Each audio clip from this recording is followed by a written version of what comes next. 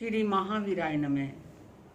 जय आत्म, जय आनंद, जय देवेंद्र, जय शिव, जय स्वर्ण, जय राज, जय सुधा। स्वाध्यायशाला के आज चतुर्थ दिन पर आप सबका हार्दिक स्वागत है। इस स्वाध्यायशाला में हमने सर्वप्रथम नवकार मंत्र को चुना, क्योंकि पहली सीढ़ी पर चढ़े बिना हम आगे मंजिल तक नहीं पहुंच पाते। यही सोचकर सबसे पहले हमने नवकार मंत्र को चुना कि सबसे पहले हमें नवकार मंत्र के बारे में जानना है। और उसी श्रृंखला के अंदर हमने नवकार मंत्र के पहले पद नमो रिहंतानम, दूसरे पद नमो सिद्धानम, तीसरे पद नमो आर्यानम, इनका वर्णन किया गुरु कृपा से और आपको समझाने का प्रयास किया।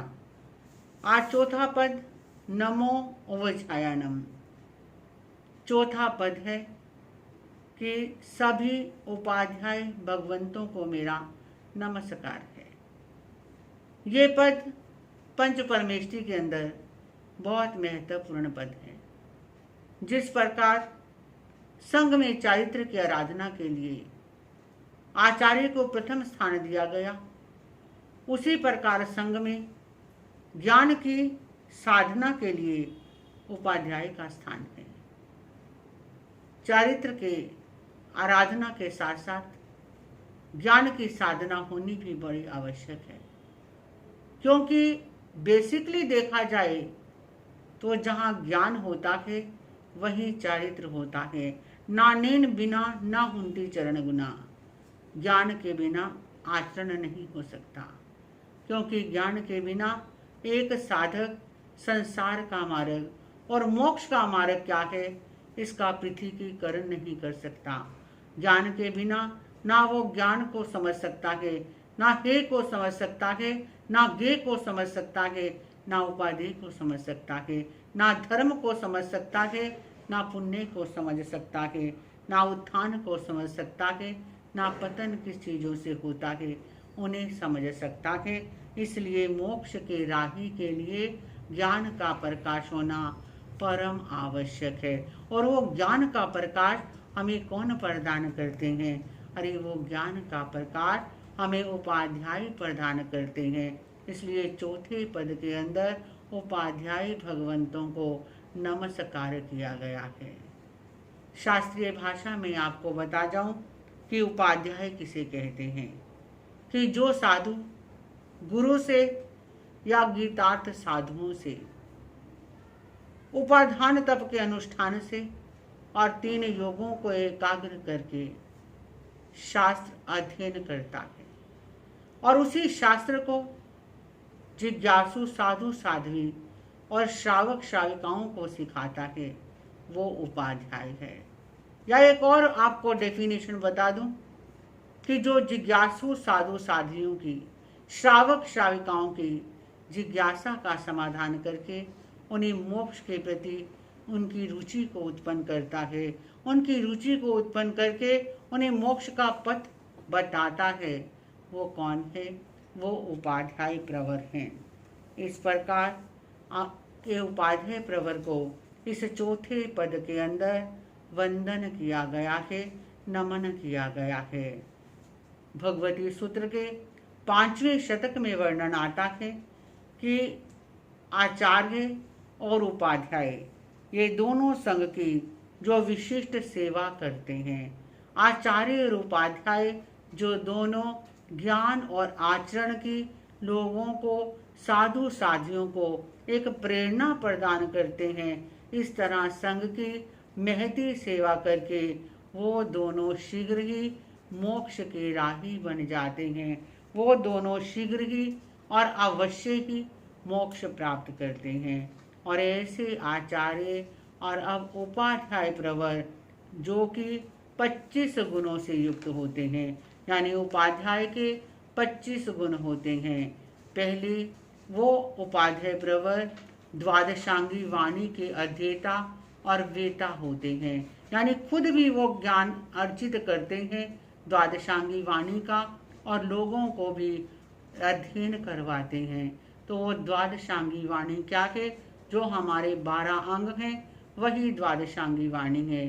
पहला आचारांग जी सूत्र, दूसरा सूत्रकृतांग जी सूत्र, तीसरा स्थानांग जी सूत्र, चौथा समवायांग जी सूत्र, पांचवा व्याख्या प्रगति जी सूत्र, छठा ज्ञाता धर्म कथा सूत्र, सातवां उपासक दशांग सूत्र, आठवां अंतकृत दशांग सूत्र, नौवां अनुत्तरोपादिक सूत्र, 10वां प्रश्न व्याकरण सूत्र, 11वां विपाक सूत्र जिसके दुख विपाक और सुख विपाक 2 भाग हैं, और 12वां दृष्टिवाद सूत्र।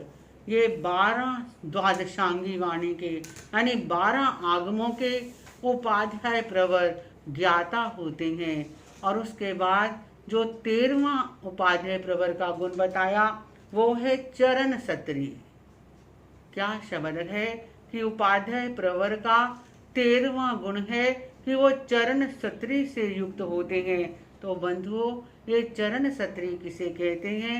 चरण कहते हैं आचरण को, यानी ऐसा आचरण जिसका नित्य करना परम आवश्यक है एक साधु के लिए, एक साधक के लिए, वो है चरण। और ऐसे 70 चीजें हैं जो साधु को नित्य करनी आवश्यक है। वो इसीलिए उपाध्याय चरण सत्री कहलाते हैं। वो 70 चीजें कौन सी हैं?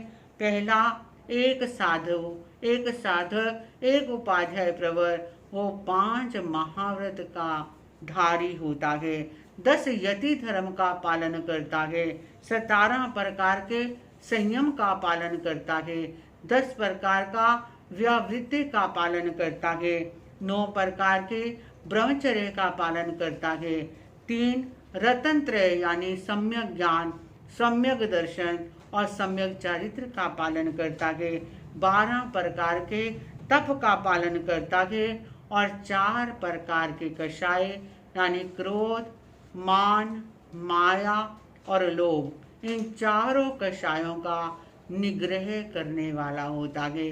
और ये 70 प्रकार का जो ये चरण सत्री है, ये हर समय एक साधु, एक उपाध्याय को करना आवश्यक है।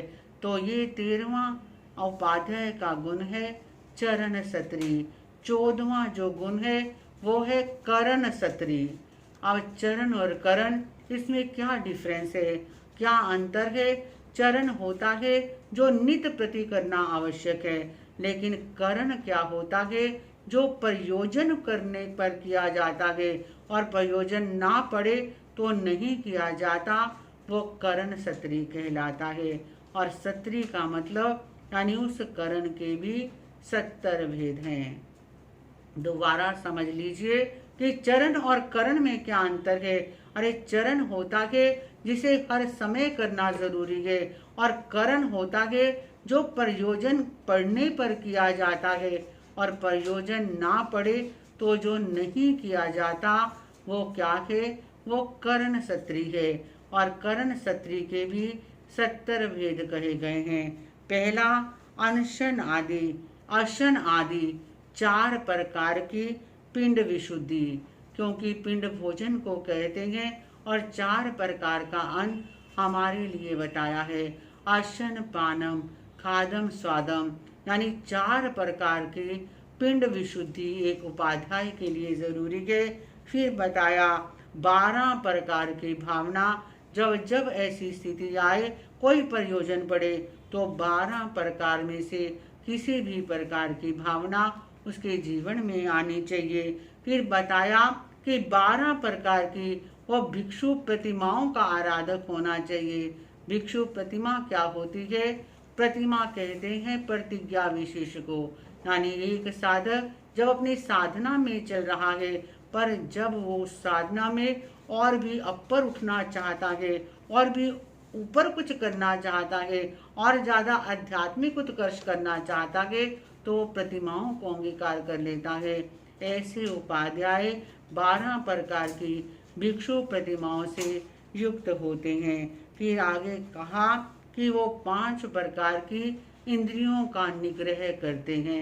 यानी जब ऐसा मौका आए कि इंद्रियों को कंट्रोल करना है तो वो उपाध्याय प्रवर अपने इंद्रियों को कंट्रोल में करते हैं। उससे आगे कहा कि उपाध्याय 25 प्रकार की प्रतिलेखना से युक्त होते हैं।